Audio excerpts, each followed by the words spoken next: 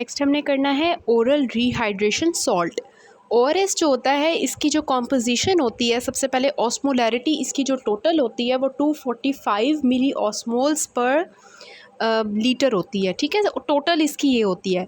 फिर टोटल के अंदर डिवीजन होती है कि जो आपको पता है ओआरएस में जो है कौन कौन सी चीज़ें होती हैं। सोडियम होता है, क्लोराइड होता है, पोटाशियम होता है, सिट्रेट होता है और ग्लूकोज होता है। ठीक है, तो इसमें जो सोडियम और ग्लूकोज है ना, सोडियम और ग्लूकोज, ठीक है, सोडियम और ग्लूकोज जो होता है इसमें जो इनका जो होता है वो 75 होता है, सेम होता है। ठीक है, 75 मिली ऑस्मोल्स पर लीटर। ठीक है, ये सोडियम और ग्लूकोज का होता है 75। फिर सेकंड नंबर पे होता है क्लोराइड का। ठीक है, क्लोराइड का कितना है 65, 10 कम कर ले। फिर उसके बाद क्यों ये बहुत इंपॉर्टेंट है आपका, आपको पता भी होगा कि सीमेंट में भी ये बहुत इंपॉर्टेंट था और यहाँ पे भी बहुत इंपॉर्टेंट है। फिर उसके बाद क्लोराइड जो 65 है, उसके बाद पोटेशियम है, पोटेशियम का कितना है 20 है। ठीक है, और सिट्रेट का कितना है 10 है, तो सबसे कम जो है वो 10 है। तो अगर हम इसको थोड़ा सा करें कि Sg, ठीक है, Sg इस तरह से कर लें, SgCpC।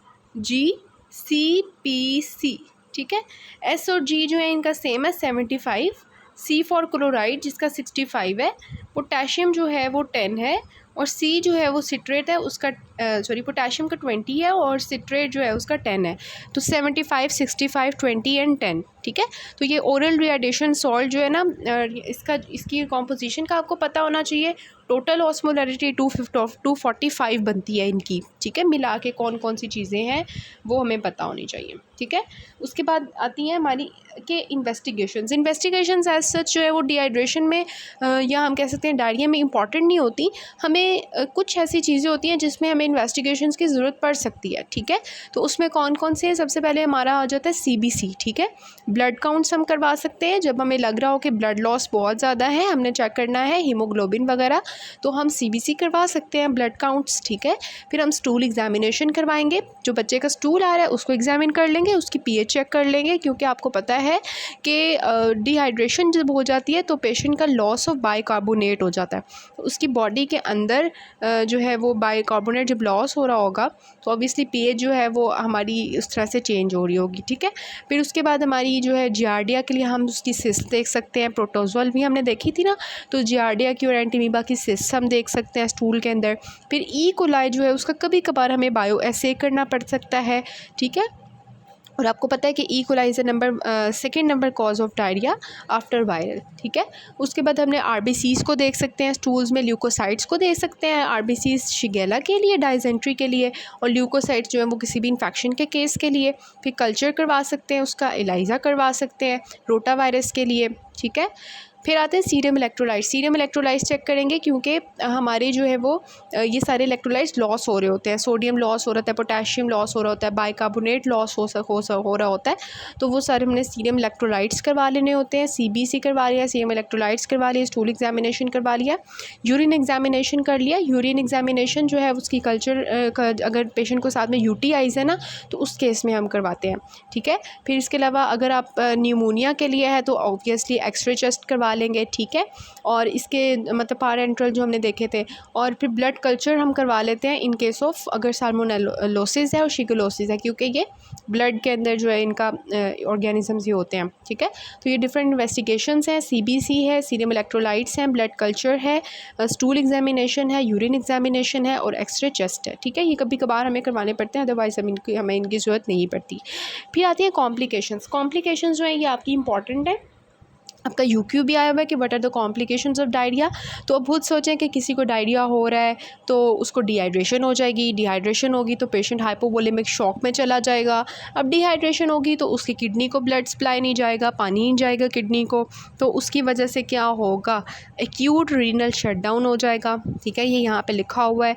उसके बाद जो है पेशेंट का क्योंकि बाइकार्बोनेट लॉस हो रहा है तो पेशेंट मेटाबॉलिक एसिडोसिस की तरफ जा सकता है। पेशेंट को जो है उसका पोटेशियम लॉस हो रहा है तो हाइपोकैलीमिया हो सकता है, जिसकी वजह से पैरालिटिक आइलियस हो जाता है।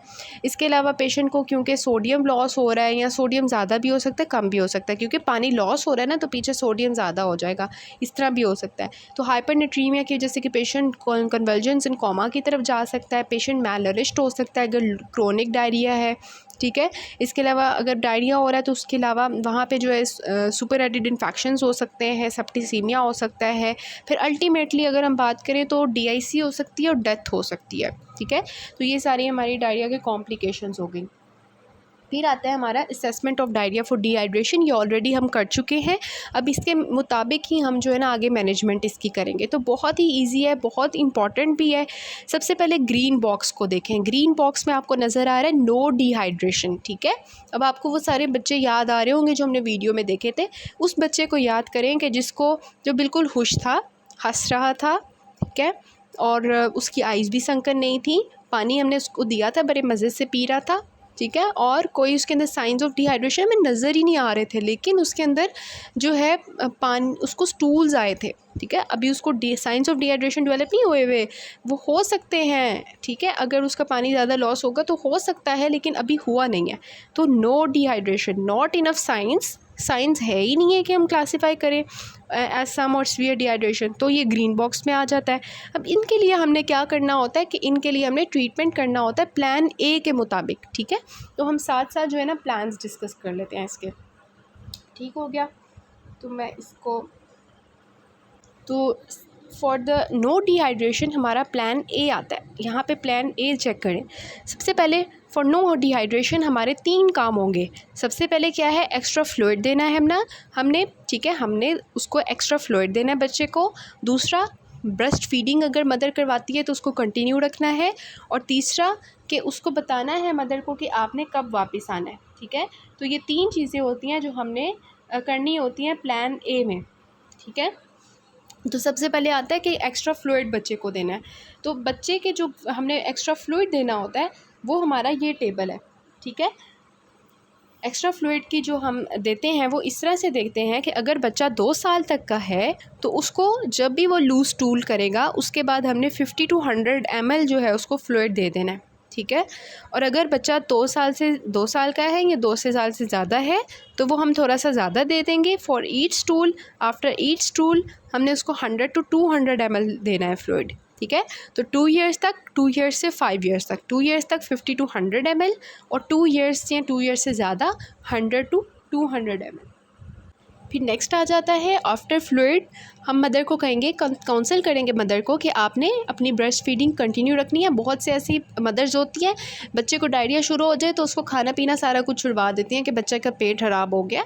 मदर को कहना है नहीं, आपने इसको ब्रेस्ट फीड ज़रूर देनी है, ठीक है, ज़्यादा देनी है।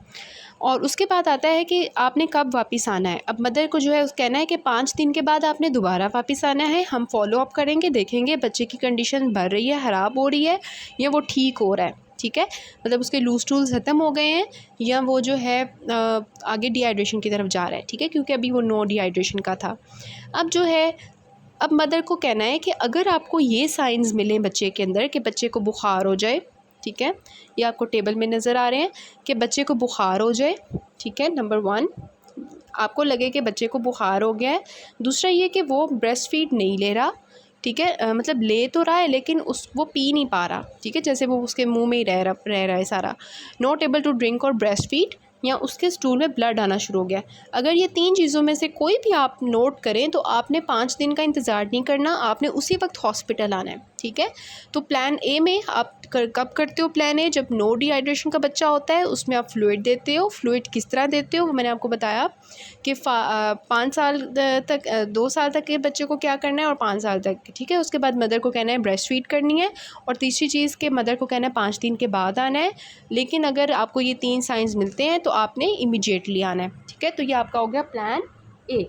अब येलो बॉक्स में अपने देखना है। येलो बॉक्स ऑलरेडी हमने डिस्कस कर चुके हैं। इसमें से आपको कोई भी 2 साइंस अगर बच्चे में मिलते हैं, उसमें से एक साइन ये होता है कि संकन आइज़, और दूसरा ये कि skin pinch goes back slowly, ठीक है। तीसरा ये कि बच्चा बहुत थर्स्टी है, ड्रिंक्स ईगरली, या वो रेस्टलेस और इरिटेबल है। इसमें से अगर आप कोई भी 2 साइंस अगर देखते हैं तो आपने कौन सा प्लान चूज़ करना है, ट्रीटमेंट प्लान बी। और ट्रीटमेंट प्लान बी क्या है वो हम डिस्कस करते हैं। ये वाला ट्रीटमेंट प्लान बी है जो आपने करना है, ठीक है। इसमें थोड़ी सी एजेस वहाँ पे जो है वो 2 ईयर्स तक की थी, यहाँ पे थोड़ा सा और डिवाइड कर दिया हमने, 4 मंथ्स तक डिवाइड किया, 4 मंथ्स तक, 12 मंथ्स तक, 2 ईयर्स तक और 5 ईयर्स, ठीक है। इसमें हमने 2 और ऐड किए हैं, 4 मंथ्स तक और 12 मंथ्स तक। 4 मंथ्स तक आपने कितना देना है, 400 तक, ठीक है। 200 to 400, ठीक है। 4 मंथ से लेके 12 मंथ्स तक आपने कितना देना है, 400 to 700 ml, ठीक है। थोड़ा सा 300 बढ़ा देना है। फिर 2 ईयर्स तक आपने कितना देना है, 12 मंथ से लेके 2 ईयर्स तक आपने 2 ज़्यादा बढ़ा देने हैं, 200 बढ़ा देने हैं, 700 to 900। और फिर 2 ईयर्स से 5 ईयर्स तक आपने कितना करना है, थोड़ा सा मतलब तकरीबन जो है 1400 ml, ठीक है। तो ये आपका है ट्रीटमेंट प्लान बी, ठीक है। तो क्या है आपका 4 मंथ्स तक, 12 मंथ्स तक, 2 ईयर्स तक, 5 ईयर्स तक, ठीक है। सबसे पहले आपका क्या है 400 तक, फिर 700 तक, फिर 900 तक, फिर 1400 तक, सिंपल इतना है। और फिर जब ये आप जो है ये आप जो है वो देते हो, ठीक है, उसके बाद जो है 4 घंटे के बाद, ये फ्लूइड देने के बाद आपने 4 घंटे के बाद दोबारा से बच्चे को देखना है, रीअसेस करना है कि वो बच्चा जो है वो जो सम डिहाइड्रेशन वाला था उसको रीअसेस किया आपने, दोबारा से उसकी संकन आई सब कुछ चेक किया। अगर तो बच्चा ठीक हो रहा है तो फिर वो आपने चेक किया और फिर दोबारा से आपने प्लान बनाया उसका, ठीक है। मतलब दोबारा से उसको जो है प्लान बना के फिर उसको फ्लूइड दिया, ठीक है। ये यहाँ पर लिखा हुआ है कि after 4 hours reassess the child and classify the child for dehydration. दोबारा से उसको क्लासीफाई करके अकॉर्डिंग टू द प्लान जो हमारा बनता है, प्लान ए, प्लान बी और प्लान सी, उसके मुताबिक उसको ट्रीट करना है, ठीक है। तो ये हमारा हो गया प्लान बी, ठीक है। नेक्स्ट आता है प्लान सी। प्लान सी आपका कब होगा, जब स्पीयर डिहाइड्रेशन होगी। स्पीयर डिहाइड्रेशन में जो बच्चा था वो कैसा होगा, अनकॉन्शियस होगा, ठीक है। एक बच्चा आपको याद आ रहा है बिल्कुल अनकॉन्शियस हुआ था और उसकी जो पिंच हम कर रहे थे तो वो बिल्कुल ही वेरी स्लोली जा रही थी वापस और बिल्कुल पिया ही नहीं जा रहा था उसे कुछ भी, ठीक है। और संकन आइज थी। इनमें से अगर आपको कोई भी 2 मिलते हैं science, it means that patient is suffering from sphere dehydration. तो उस केस में आपका कौन सा प्लान काम करेगा, प्लान सी। तो प्लान सी क्या है उसको हम देख लेते हैं। प्लान सी जो होगा स्फीयर डिहाइड्रेशन में, उसमें आप ओरली बच्चे को कोई फ्लूइड नहीं दे सकते। इसमें आप जो भी फ्लूइड दोगे वो आप कैसे दोगे, बाय आईवी, ठीक है, आईवी लाइन पास करके दोगे।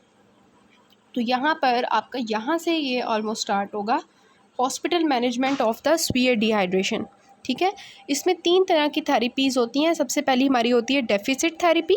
डेफिसिट थेरेपी ये होती है कि जो ऑलरेडी पेशेंट बच्चा जो है उसका वाटर और इलेक्ट्रोलाइट्स लॉस हो चुके हैं उसको हमने ट्रीट करना है, ठीक है। फिर होती है आपकी कॉन्करेंट लॉसेस, ठीक है। कॉन्करेंट होती है जो अभी हो रही है, ठीक है, ऑन गोइंग लॉसेस जो हो रहे हैं अभी। डायरिया ये मोस्टली कॉलेरा में होता है।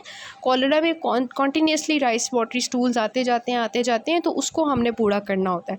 तीसरी होती है मेंटेनेंस थेरेपी, ठीक है। तो मेंटेनेंस थेरेपी के लिए जो आपका ओवरऑल होता है वो हम देख लेते हैं कि जो डेफिसिट थेरेपी होता है उसके लिए यहाँ पे लिखा हुआ है कि हम क्या देते हैं। डेफिसिट थेरेपी के लिए रिंगर्स सोल्यूशन देते हैं या नॉर्मल सलाइन देते हैं, ठीक है। आईवी देते हैं, रिंगर सोल्यूशन और नॉर्मल सलाइन 100 ml पर kg। 100 ml पर kg मीन्स दैट कि जितने बच्चे का जितना वेट होगा ना उसको अपने 100 से मल्टीप्लाई करना है और फिर उसके मुताबिक आपने उसको फ्लूइड देना है कैलकुलेट करके, ठीक है। इसके लिए जो हमारा बॉक्स बना हुआ है ना उसको हमने देखना है। यहाँ पर एक आपका बॉक्स बना हुआ है जिसमें आपको बताया हुआ है कि 100 ml को आपने दो में डिवाइड करना है। पहले में आपने जो है 30, ठीक है, और दूसरा आपका 70, ठीक है। पहले आपने 30 ml पर kg देना है और फिर 70 ml पर kg देना है।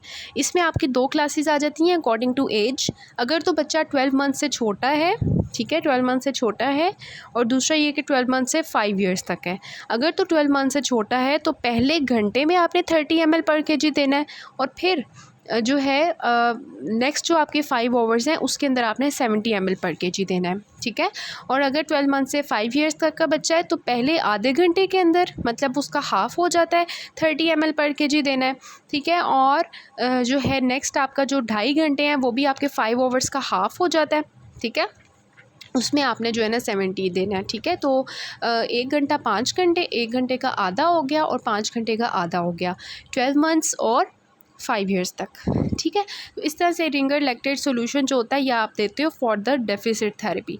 जब बच्चे की डेफिसिट थेरेपी पूरी हो जाती है तो नेक्स्ट जो आपकी आती है कॉन्करेंट लॉसेस के लिए जो आप फ्लूइड देते हो वो आप डेक्सट्रोज देते हो, ठीक है। 5% डेक्सट्रो सोल्यूशन हाफ सेलाइन, वो जो आप देते हो वो तकरीबन 50 ml पर kg देते हो, ठीक है। 25 to 50 ml पर kg आपका लिखा हुआ है पीछे, लेकिन ये इस तरह भी हो सकता है 50 to 75, ठीक है। ऑलमोस्ट 50 ml पर kg देते हो, ठीक है। तो ये उस केस में है जो आपने नेक्स्ट 6 to 8 आवर्स में देना है, ठीक है। और फिर आपकी मेंटेनेंस थेरेपी आ जाती है। मेंटेनेंस में भी सेम ही है, 5% डेक्सट्रोज 1/5, वहाँ पे हाफ सेलाइन था, यहाँ पे 1/5 सेलाइन है, ठीक है। और यहाँ पे थोड़ा सा ज़्यादा हो जाता है मेंटेनेंस के लिए, 100 ml पर kg पर डे, एक दिन के अंदर kg के हिसाब से 100 ml, ठीक हो गया। तो ये हो गई मेंटेनेंस थेरेपी। उसके बाद आपकी आती है इलेक्ट्रोलाइट रिप्लेसमेंट, ठीक है। अच्छा, इससे इलेक्ट्रोलाइट रिप्लेसमेंट से पहले यहाँ पे हमारी कैलकुलेशन आ जाती है एक, ठीक है। कैलकुलेशन क्या है कि 1 kg का जो बच्चा है उसके लिए उन्होंने बताया डेफिसिट थेरेपी अगर 100 है, ठीक है, जो कि आपकी रिंगर लैक्टेट थी, और मेंटेनेंस फ्लूइड भी 100 है, कॉन्टीन्यूस लॉसेस जो कॉन्करेंट के लिए थे वो 50 ml तकरीबन है, तो ये आपका बन जाता है 250 ml पर kg on the first day, ठीक है। तो फर्स्ट डे में अगर फॉर एग्जांपल बच्चा जितने kg का होगा उसके मुताबिक 250 पर ml पर kg on the first day आप उसको फ्लूइड दोगे, ठीक है। तो इस तरह से हम इसको कैलकुलेट करते हैं। नेक्स्ट आपकी इलेक्ट्रोलाइट रिप्लेसमेंट आ जाती है। इलेक्ट्रोलाइट रिप्लेसमेंट के लिए जो आपके इलेक्ट्रोलाइट्स लॉस हुए हैं उसको आपने पूरा करना है, ठीक है। पोटाशियम जो होगा उसको आपने देना है 2 milliequivalent per kg per day के हिसाब से, और सोडियम बाइकार्बोनेट जो है उसको आपने 2 मिली इक्विवेलेंट पर kg जो है वो आपने देना है, ठीक है। मतलब जो भी इलेक्ट्रोलाइट लॉस हुए हैं उनको आपने पूरा किया। और फिर एंटीबायोटिक का कवर जो है वो आप उन लोगों में देते हो जो कि आपकी मोस्टली जो है होती हैं बैक्टीरियल, ठीक है, उनके अंदर आप एंटीबायोटिक्स देते हो। वायरल में तो देने का सच रोल नहीं होता, उसमें सिप्रोफ्लॉक्सासिन वगैरह दे देते हो, सच इतनी इंपॉर्टेंट नहीं है। बस आपको पता होना चाहिए कि प्लान सी में आपकी 3 तरह की थेरेपीज़ होती हैं, डेफिसिट, मेंटेनेंस और कॉन्टीन्यूस, ठीक है। और उनमें कौन कौन सी चीज़ें होती हैं वो आपको पता होना चाहिए। और इसके अलावा इलेक्ट्रोलाइट रिप्लेसमेंट हम इसमें करते हैं और एंटीबायोटिक्स देते हैं। ओके, इसके जो पास्ट पेपर्स हैं वो हम नेक्स्ट पार्ट से जो है थोड़े से मिनट्स में कर लेते हैं।